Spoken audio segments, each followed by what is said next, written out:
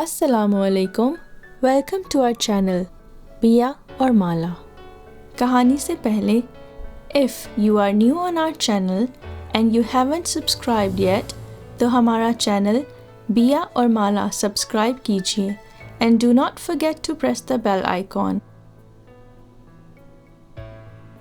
ہم 3 بہنیں ہی تھیں، میں سب سے بڑی، مجھ سے 2 سال چھوٹی مہتاب اور اس سے بھی 2 سال چھوٹی ہما۔ میں بچپن سے ہی ٹی وی ڈرامے شوق سے دیکھا کرتی تھی۔ پہلے دور میں لباس سادہ اور ڈرامے سبق آموز ہوتے تھے۔ وقت کے ساتھ ساتھ معاشرے میں تبدیلی آئی، فیشن اور مہنگے میک اپ وغیرہ ڈرامے کا لازمی جزو قرار پائے۔ ہم نوجوان نسل نے بھی اس تبدیلی کا گہرا اثر قبول کیا۔ میرے دل میں بھی ایسے لباس پہننے کی آرزو نے جنم لیا جس میں گلیمر کے ساتھ چمک دمک اور نت نئے سٹائل ہوں۔ کیونکہ ہمارا کوئی بھائی نہ تھا، ہم 3 بہنیں ہی والدین کا کل سرمایہ اور امیدوں کا مرکز تھیں۔ ماں باپ بہت پیار سے پرورش کر رہے تھے، ہماری ہر خواہش کو پورا کرنے کی بھرپور کوشش کرتے۔ عید آئی تو میں نے امی کو زج کیا کہ نئے فیشن کے کپڑے لینے ہیں۔ ان دنوں مالی حالات اچھے نہ تھے، ہم پرتعیش زندگی نہیں اپنا سکتے تھے۔ اپنی لاڈلی کا دل رکھنے کے لیے امی نے اپنی خالہ زاد سے قرض لیا اور مجھے بازار لے گئی۔ میری پسند کا لباس خرید کر دیا جو خاصا قیمتی تھا۔ ماں سمجھ رہی تھی کہ ایک بار اچھا لباس لینے کے بعد میری آرزو پوری ہو جائے گی، دوبارہ ایسی ضد نہیں کروں گی۔ لیکن انسانی خواہشات کی حد نہیں ہوتی، ہزاروں خواہشیں ایسی کہ ہر خواہش پہ دم نکلے۔ اس مصداق میں روز مارننگ شوز اور نت نئے پروگرام دیکھتی۔ یہ فیشن شوز مجھ کو لبھاتے اور ریمپ پر کیٹ واک کرتی لڑکیوں کے لباس میرے دل کو لوٹ لیتے۔ والدہ سمجھاتی کہ بیٹی ٹی وی پر اور بھی تو پروگرام آتے ہیں جن میں اچھی ہدایات اور کامیاب زندگی گزارنے کے بارے میں باتیں ہوتی ہیں، زندگی کی کفایت شاری سے بسر کرنے کے بارے میں بتایا جاتا ہے۔ تم وہ پروگرام بھی دیکھا کرو اور ان سے مثبت اثر قبول کیا کرو۔ انسان کو عزت و سکون سے جینے کے لیے اپنے حالات کے مطابق خواہشات کو کنٹرول کرنا پڑتا ہے۔ جتنی چادر ہو اتنے پاؤں پھیلانے کا محاورہ ایسے ہی وجود میں نہیں آیا، لیکن ماں کی نصیحتیں دقیانوسی لگتی تھیں اور اکثر پروگرام اور ڈرامے امیرانہ طرز زندگی کی عکاسی کرتے دکھائی دیتے تھے، اور اس طرح زندگی گزارنا میرا خواب بنتا جا رہا تھا۔ ان دنوں میری عمر صرف 16 سال تھی۔ سچ کہوں تو یہ عمر بڑی نادان ہوتی ہے، عقل و شعور ابھی انتہائی ناپختہ ہوتے ہیں اور لڑکیاں گلیمر سے متاثر ہو جاتی ہیں۔ میری دیکھا دیکھی چھوٹی بہنوں نے بھی امی جان سے ایسی چیزوں کی فرمائشیں شروع کر دیں۔ ماں کے لیے ہماری فرمائشوں کو پورا کرنا محال ہو گیا۔ انہوں نے تنگ آ کر ہماری شکایت ابو سے کر دی۔ میرے ابو ایک انتہائی اچھے انسان تھے، منفرد سوچ رکھتے تھے۔ امی سے کہا کہ نوجوان نسل ہمیشہ اپنا راستہ خود بناتی ہے، اس میں لباس کی تراش خراش میں تبدیلی اور فیشنیبل ملبوسات بھی شامل ہوتے ہیں۔ یہ لڑکیوں کے شوق ہوا کرتے ہیں۔ اللہ تعالیٰ وسعت دے تو بچیوں کی جائز خواہشات کو پورا کرنا چاہیے تاکہ وہ احساس کمتری کا شکار نہ ہوں۔ میری بچیوں کی بھی جائز خواہشوں کو پورا ہونا چاہیے اور مجھے بیرون ملک جا کر زیادہ روپیہ کمانا چاہیے، چاہے مجھے وہاں مزدوری ہی کیوں نہ کرنی پڑے۔ ابو نہایت شریف اور محنتی آدمی تھے، اگرچہ وہ جس جگہ تھے رشوت لے سکتے تھے مگر نہیں لیتے تھے۔ تبھی کچھ رشوت خور آفیسر اور کولیگز کی نظروں میں کھٹکتے تھے۔ تاہم بڑھتی ہوئی مہنگائی کی وجہ سے اب گزارا مشکل تھا۔ ابو نے کچھ دوستوں سے تذکرہ کیا اور ایک دوست کی مدد سے کویت چلے گئے۔ ان دنوں کویت کی کرنسی کی قدر بہت زیادہ تھی، معمولی کمائی سے بھی وارے نیارے ہو جاتے تھے۔ ابو کے جاتے ہی ہم تینوں بیٹیوں کی ذمہ داری امی جان کے ناتواں کندھوں پر آن پڑی۔ یہ وقت ایسا نہ تھا کہ وہ بیوی اور جوان ہوتی بیٹیوں کو تنہا چھوڑ کر بیرون ملک جاتے، لیکن وہ بھی مجبور تھے۔ اس بدلتی دنیا میں شرافت سے زیادہ دولت کی ضرورت تھی۔ بیٹیوں کو اچھے گھروں میں بیاہنے کے لیے جہیز بھی درکار تھے۔ زمانے کی وہ تمام بری رسمیں پوری کرنی تھی جو سادگی کی بجائے شاہ خرچی کی طرف لے جاتی تھی۔ میں جب ٹی وی پر شادی کے پروگرام اور شادی کے بھاری جوڑے پہنے سجی دلہنوں کو دیکھتی تو جی چاہتا کہ میری بھی ایسی دھوم دھام سے شادی ہو اور میں بھی ایسے ہی چمکتے دمکتے لہنگے پہنوں، لیکن ان کی قیمت تو لاکھوں میں تھی۔ ہم بھلا کیوں کر خرید کر ارمان پورے کر سکتے تھے؟ ٹی وی پر یہ شاہانہ لباس بس دیکھ ہی سکتے تھے۔ ابو نے کویت میں بڑی تکالیف اٹھائی، بہت محنت کرنی پڑی، بالآخر وہاں سے قطر چلے گئے اور معقول رقم گھر بھجوانے لگے۔ امی سیدھی سادی کفایت شار خاتون تھی، ان کا روب داب ہم پر نہیں چلتا تھا۔ میٹرک پاس کرنے کے بعد میں نے کالج جانے کی ضد شروع کر دی۔ امی مجھے کالج میں داخل نہیں کروانا چاہتی تھیں۔ میں خود جا کر فارم لائی اور بھر کر جمع کروا دیا۔ نمبر اچھے تھے، داخلہ مل گیا۔ میں بہت خوش تھی، جانتی تھی ابو بالکل بھی مخالفت نہیں کریں گے، لیکن امی تعلیم کے خلاف تھیں۔ ان کے خیال میں لڑکیوں کے لیے میٹرک تک پڑھائی کافی تھی اور اس کے بعد اچھا رشتہ مل جانے پر شادی کر دینی چاہیے۔ وہ کہتی تھیں کہ اسی میں ہی گھرانے کی عافیت ہے۔ میں سیکنڈ ایئر میں تھی کہ ایک اچھا رشتہ آ گیا۔ لوگ شریف تھے اور نمود و نمائش کو اچھا نہ جانتے تھے۔ امی کو ان کی یہی ادا بھا گئی۔ ابو کو بلوایا اور لڑکا دکھایا، ان کو بھی پسند آ گیا۔ میرا بیاہ چٹ منگنی پٹ بیاہ والا ہو گیا، کیونکہ ابو کو واپس جانا تھا۔ میں بھی 18 کی پوری بھی نہیں ہو پائی تھی کہ میری شادی ہو گئی۔ ابھی پوری طرح عقل نہیں آئی تھی، خوابوں کی دنیا میں ہی جی رہی تھی۔ صبح شوہر دفتر چلے جاتے تو دیر تک سوتی رہتی۔ ساس بیچاری نیک اور پیار کرنے والی تھی، وہی ناشتہ تیار کرتی اور دوپہر کا کھانا بھی بناتی۔ میں کام کو ہاتھ نہ لگاتی، مرضی سے سوتی اور مرضی سے اٹھتی تھی۔ ان کی شرافت سے خوب فائدہ اٹھاتی اور سارا دن ٹی وی کے سامنے بیٹھی رہتی تھی۔ کچھ ماہ بعد شوہر نے سمجھایا کہ امی بوڑھی ہو گئی ہیں، اب تمہارا فرض ہے کہ تم گھر کو سنبھالو، ان کے آرام کرنے کے دن ہیں، تم کام میں ان کا ہاتھ بٹا دیا کرو۔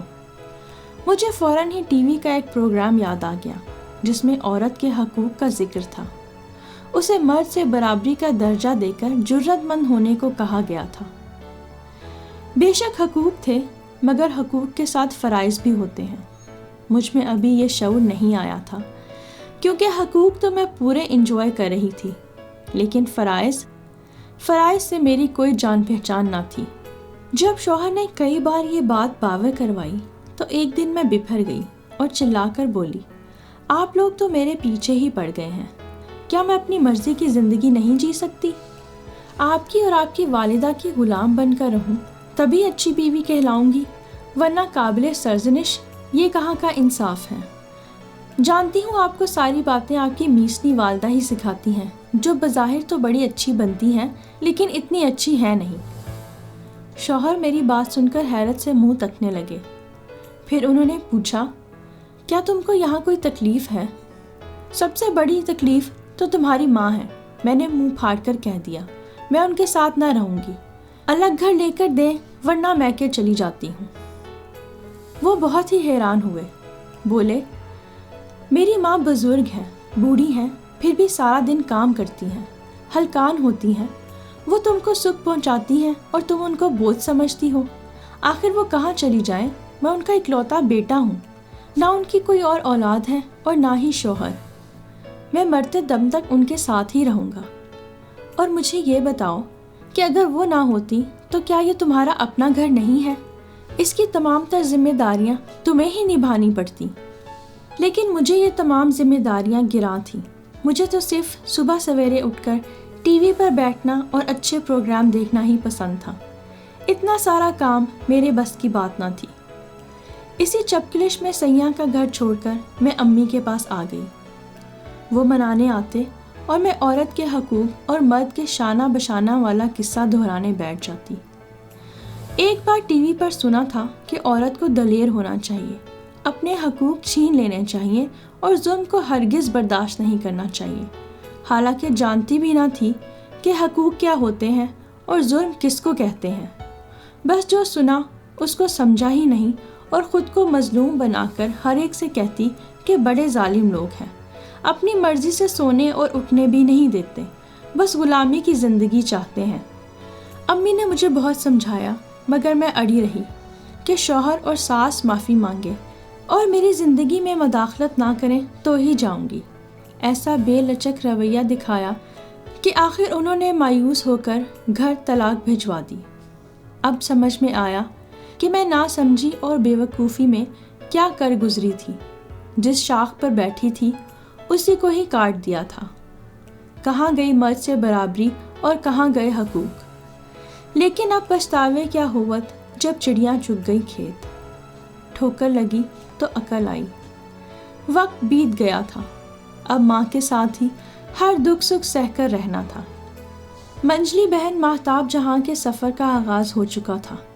اس نے بھی امی کے منع کرنے کے باوجود کالج میں اپنی مرضی سے داخلہ لے لیا تھا۔ یہاں تک تو صحیح تھا کہ تعلیم حاصل کرنا اچھی بات تھی، اگرچہ والدہ نہ چاہتی تھی مگر بادل نخواستہ اجازت دے دی۔ ماہتاب میرے جیسی نہ تھی، ابھی وہ پوری 16 کی ہی ہوئی تھی کہ اس نے پر پرزے نکالنے شروع کر دیے۔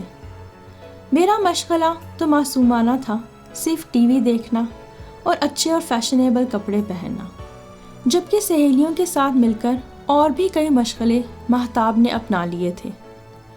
وہ نسبتاً زیادہ آزادی پسند تھی، اکیلی کالج آتی جاتی تھی۔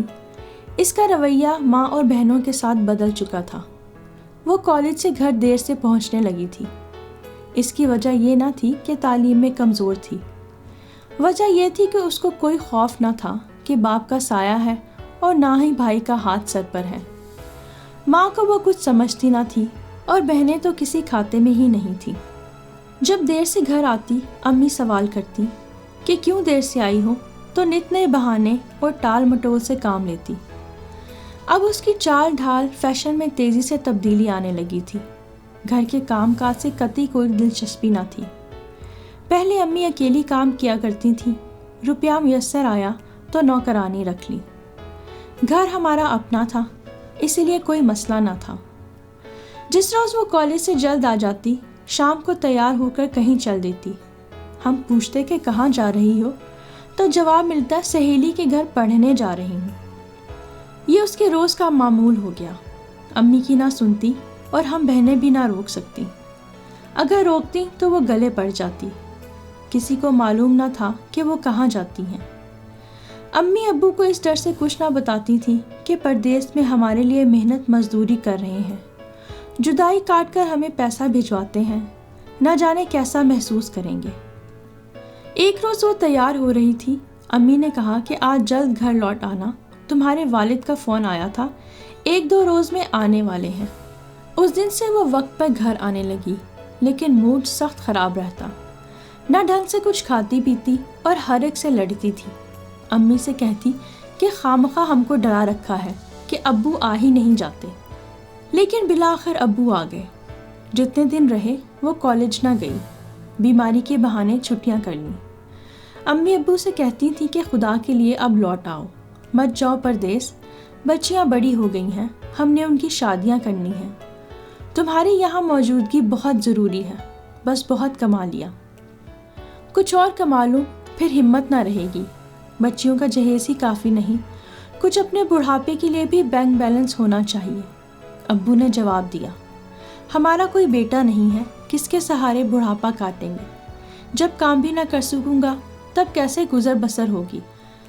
امی شوہر کو زیادہ پریشان نہیں کرنا چاہتی تھی کہ چند دنوں کے لیے آئے ہیں، اگر یہ بتا دیتی کہ تمہاری بیٹیاں ہاتھوں سے نکلی جاتی ہیں تو ان پر کیا گزرتی، لیکن میں سوچتی ہوں کہ اگر بتا دیتی تو شاید آج ہم کسی اور جگہ کھڑے ہوتے۔ ابو کے جاتے ہی ماہتاب کے لیے پابندی کا عذاب ختم ہو گیا، وہ پھر سے خوش و خرم ہو گئی، پہلے کی طرح صبح نکلتی اور شام ڈھلنے کے بعد گھر میں گھستی۔ امی سمجھانے کی کوشش کرتی تو اتنی زبان چلاتی کہ وہ ڈر کر خاموش ہو جاتی۔ چھوٹی صحیح جا رہی تھی، اس کا دھیان پڑھائی میں لگا تھا، مگر مہتاب کی وجہ سے ہم سب بے سکون تھے۔ رفتہ رفتہ چھوٹی نے بھی رنگ بدلنا شروع کیا۔ امی اس کو ٹوکتی تو کہتی، آپ مہتاب آپی کو تو کچھ نہیں کہتی اور ساری پابندیاں میرے لیے ہی ہیں، پہلے ان کو تو روکیے پھر مجھے کہیے گا۔ مہتاب کہتی کہ امی تو پرانے زمانے کی ہیں، ان کو نئے زمانے کے حالات کا کیا پتہ۔ ہما بھی اس کے رنگ میں رنگتی چلی گئی اور اب مہتاب ہما کو بھی اپنے ساتھ لے جانے لگی۔ مجھے ٹھوکر لگ چکی تھی اور عقل آ چکی تھی۔ میں منجلی کی بے راہ روی پر کڑھنے لگی، چھوٹی کو روکتی کہ تم سیدھے رستے پر چلو اور منجلی کی نقل نہ کرو، لیکن وہ بھی ایک ناسمجھ ہی تھی۔ امی کے ساتھ ساتھ مجھے بھی اپنا دشمن سمجھنے لگی۔ ایک دن میں امی کو لے کر ڈاکٹر کے پاس گئی تو منجلی چھوٹی کو اپنے ساتھ لے گئی۔ جہاں وہ اس کو لے کر گئی یہ ایک لڑکے کا بنگلہ تھا۔ وہاں اور بھی لڑکے تھے مگر کوئی عورت نہ تھی۔ ان لوگوں کی باتیں اور ہنسی مذاق چھوٹی کے لیے اچنبھے کی چیزیں تھیں۔ اب اسے پتہ چلا کہ مہتاب کہاں وقت گزارتی ہے اور اس کی سرگرمیاں کیا ہیں، لیکن اس کا کچا ذہن اس بات کا فیصلہ نہیں کر سکتا تھا کہ کیا اچھا ہے اور کیا برا۔ امی انہیں روکتی رہ گئی لیکن وہ پوری طرح بھٹک گئی۔ نتیجہ یہ نکلا کہ ایک دن آوارہ لڑکوں کے ساتھ وہ بھی ایک تھانے میں بیٹھی تھیں۔ پڑوسی انکل ان کو چھڑا کر لائے اور گھر آتے ہی ابو کو فون کر دیا۔ پردیس میں ایسی جان لیوا خبر وہ برداشت نہ کر سکے۔ وہاں کی شدید گرمی اور دھوپ میں جل جل کر محنت مشقت کرتے رہے تھے۔ برسوں اس آس پر اپنے پیاروں سے جدا رہے کہ دولت مند ہو کر میں اور میری بچیاں سکھ چین کی زندگی گزاریں گے، لیکن بیٹیوں کی آوارگی نے ان کے حواس معطل کر دیے۔ یہ خبر برق بن کر ان پر گری اور وہ قطر کے ایک دور افتادہ گاؤں میں دل کا دورہ پڑنے سے جاں بحق ہو گئے، یہاں تک کہ ان کی میت تک لانے والا کوئی نہ تھا۔ ہمارا سب کچھ برباد ہو گیا، نہ ابو رہے اور نہ ہی محلے میں کوئی عزت۔ اس ساری افتاد کا قصوروار میں اپنے آپ کو سمجھتی ہوں۔ میں سمجھتی ہوں کہ میں ان کی سب سے بڑی بہن تھی۔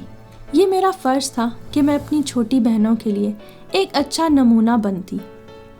کاش میں نت نئی فرمائشیں نہ کرتی تو ہمارے ابو بھی ہم سے جدا نہ ہوتے، سربراہ بن کر اپنے گھر پر رہتے، کیونکہ وقت نے یہ ثابت کیا کہ دولت سے زیادہ باپ کا سایہ اپنی اولاد کی فلاح کے لیے ضروری ہوتا ہے۔